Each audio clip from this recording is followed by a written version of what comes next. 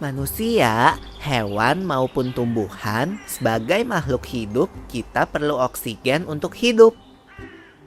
Waktu bernafas, kita mempunyai organ-organ yang bekerja sama dan membentuk sistem organ yang bekerja mengatur oksigen yang ada di lingkungan hidup sampai pada setiap sel yang kita butuhkan.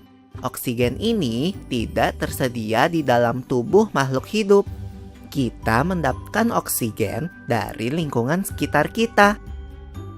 Bernafas artinya kegiatan menghirup atau memasukkan oksigen dari lingkungan hidup dan mengeluarkan karbon dioksida dan uap air melalui alat pernafasan kita.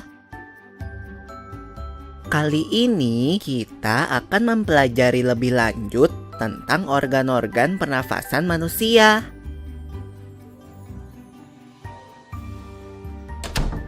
Lula, kamu tahu enggak kalau alat pernafasan kita terdiri atas hidung, pangkal tenggorok atau laring, batang tenggorok atau trakea, cabang batang tenggorok atau bronkus, dan paru-paru.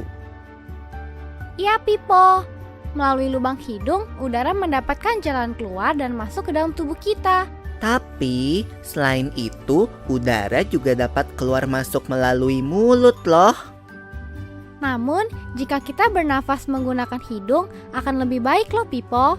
Karena terdapat lendir dan rambut-rambut halus. Rambut-rambut halus ini berfungsi untuk menyaring udara yang mengandung debu, kotoran, dan kuman penyakit.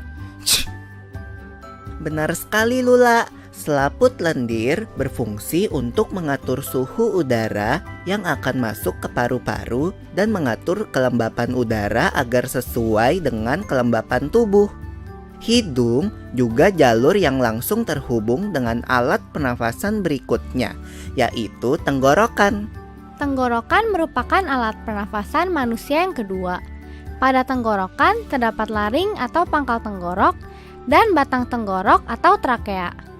Pada bagian dalam dinding batang tenggorok terdapat selaput lendir dan rambut-rambut halus yang selalu bergetar yang berfungsi menghalangi benda-benda asing yang akan masuk ke paru-paru.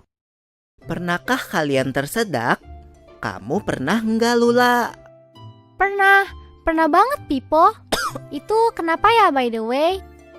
Tersedak merupakan gerak refleks untuk mengeluarkan kembali benda atau makanan yang masuk ke saluran pernafasan. Oh, aku tahu. Gerak refleks adalah gerak cepat dan otomatis yang menanggapi rangsangan dari luar organ, kan? Iya, Lula. Kemudian pangkal tenggorok yang disebut juga laring menghubungkan hidung dengan batang tenggorok atau yang biasa disebut trakea. Pada ujung trakea terdapat bronkus, yaitu percabangan yang menghubungkan trakea dengan paru-paru kiri dan kanan. Paru-paru terletaknya di dalam rongga dada, kan, Pipo? Jika kita menghirup udara, maka udara masuk ke paru-paru. Lalu kemana lagi ya? Melalui bronkus menuju cabang dari bronkus yang disebut bronkiolus dan berujung pada gelembung paru-paru yang juga disebut dengan alveolus. Pada alveolus ini kan yang terdapat pembuluh darah, di mana terjadi pertukaran gas oksigen dengan karbon dioksida.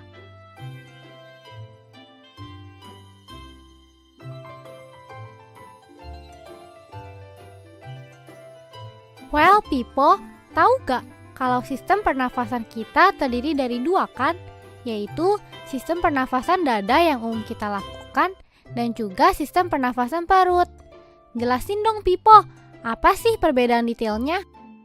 Pernafasan dada terjadi karena gerakan tulang rusuk oleh otot-otot antar rusuk. Pengambilan udara terjadi saat otot antar rusuk berkontraksi atau mengerut, sehingga tulang rusuk terangkat ke atas menyebabkan rongga dada dan paru-paru membesar. Oh begitu, berarti pengeluaran udara terjadi saat otot antar rusuk berelaksasi atau mengendur. Saat itu, tulang rusuk turun ke posisi semula, menyebabkan rongga dada dan paru-paru mengecil, kan? Ya, benar sekali. Lalu menurut kamu, bagaimana dengan pernafasan perut kita, Lula? Aku belum yakin banget sih, Pipo. Jelasin dong.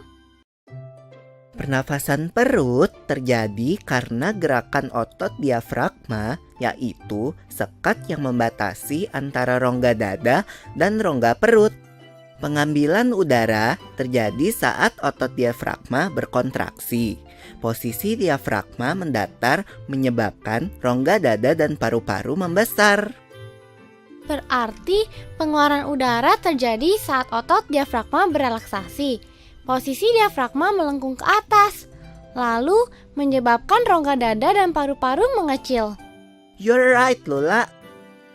Lalu, gimana kalau kita sesak nafas karena banyak asap? Itu akan kita bahas lagi dalam video selanjutnya.